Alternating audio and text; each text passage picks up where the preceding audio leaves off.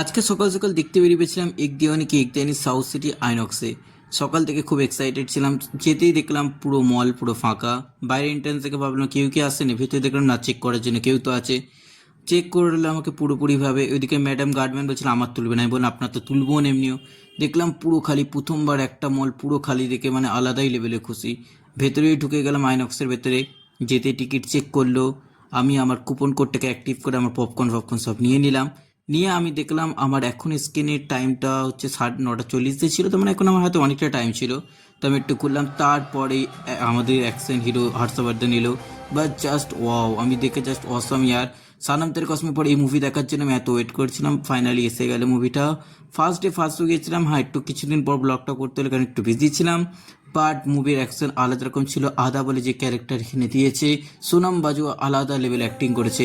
মানে প্রথম দিকে আমি ভাবলাম তার লাভ স্টোরি হচ্ছে, পরে যতটা টাইম আস্তে আস্তে গেল তারপর বুঝলাম একটা অন সাইড লাভ, মানে আমাদের মতো লাভ ছেড়ে যাকে চাওয়া যায় তাকে জীবনে পাওয়া যায় না।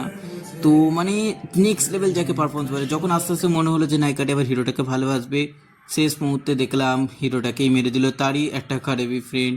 অ্যান্ড মানে এটা আশা করা যায়নি যে তারই একটা কাছের ফ্রেন্ড তাকে মারলো। বাট ওভারঅল মুভিটা খুবই দারুণ ছিল।